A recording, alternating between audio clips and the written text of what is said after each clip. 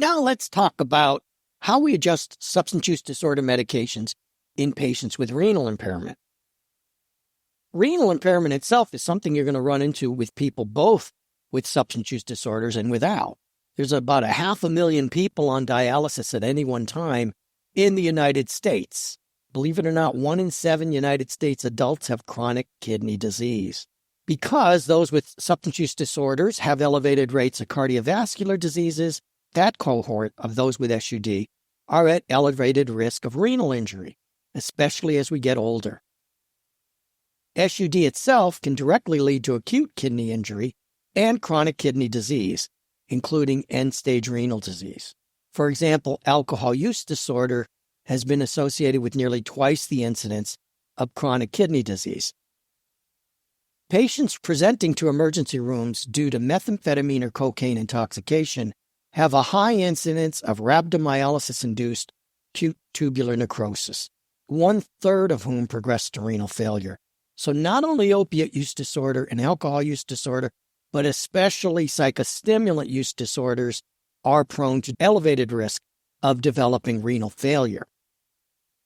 So let's talk about how we adjust our medications. As I said, in general, cardiovascular disease leads to increased risk of renal disease. So the first thing I'd like to address is smoking cessation pharmacotherapy. Chantix in the United States, or varenicline, is known to be substantially excreted by the kidney. So the risk of toxic reactions to the drug may be greater in those with impaired renal function. But in fact, this has a wide therapeutic window, and dosage adjustment isn't recommended. Nicotine replacement therapy really hasn't been studied much, so no dosage adjustments, but watch for signs of too much, like being jittery or headache.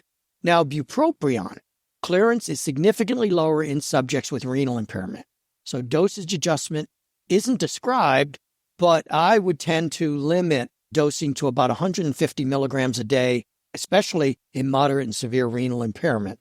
There are some that actually would do this for mild renal impairment. How about for alcohol use disorder? With disulfiram, because of the possibility of an accidental disulfiram alcohol reaction, use it with extreme caution in those with chronic and acute nephritis. Naltrexone and its primary metabolite is excreted primarily in the urine, so caution is recommended when you administer this drug in the presence of renal impairment. It's not dialysable, by the way. The pharmacokinetics of injectable naltrexone are not altered in subjects with mild renal insufficiency, but those with moderate to severe renal insufficiency, caution is recommended. Acamprosate. Here's one that you would need to adjust. With moderate renal impairment, where creatinine clearance is 30 to 50 mils a minute, a starting dose of half 1,333 mg/tab TID is recommended. There are acamprosate calcium delayed release tablets, and those are contraindicated in those with severe renal impairment, which is a creatinine clearance of less than 30 mils a minute. Sometimes acute kidney failure has been reported with acamprosate calcium treatment. Baclofen is excreted principally unchanged in the urine, and so you may need a reduced dose. Now, the next slide is on gabapentin. If you've got mild renal impairment, that is 30 to 59 is your GFR, cut that in about a half. So you go from 900 to 400 a day.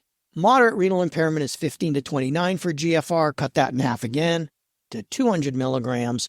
And severe, which is a GFR of 15 or below when you're considering dialyzing, that's 100 milligrams. Remember, in the presence of progressive degrees of renal impairment, you need to reduce the dose of gabapentin. Further, it is dialysable, so it is recommended after dialysis that an extra dose of gabapentin be given. In the case of the lowest doses here, when we're using hemodialysis, we add an extra dose of 125 milligrams of gabapentin after the hemodialysis to the daily dose of 100 milligrams that was with somebody with a GFR of 15 or under. Topiramate can cause metabolic acidosis by carbonic anhydrase inhibition and bicarbonate loss. This can be additive to renal disease-associated acidosis. So you've got two metabolic acidoses. Metabolic acidosis can occur at any time during treatment, And especially during pregnancy, it's dangerous because it has adverse effects on the fetus. So use it carefully. Measure bicarbs if you're going to use this agent in the presence of renal impairment. Also adjust the dose. With GFRs under 60, use 1/2 the usual adult dose. And once you get to moderate renal impairment, they say reduce by 42% the dose, and in severe by 50%. So actually they're saying 1/2 all the way through. And hemodialysis clears most topiramate, so it is dialysable. For MOUD, methadone pharmacokinetics haven't been evaluated in patients with renal insufficiency.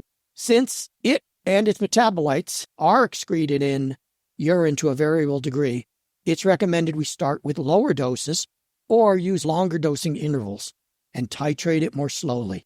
It is not removed by hemodialysis. Buprenorphine doesn't have a clear relationship with GFR, so renal impairment doesn't really alter its pharmacokinetics.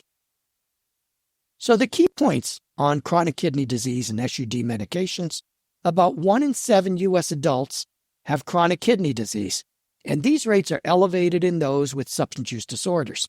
Both disulfiram and naltrexone are to be used with caution in those with renal impairment, and there are defined dosage guidelines for gabapentin and acamprosate. For topiramate and bupropion, dose reductions are recommended in the presence of renal impairment.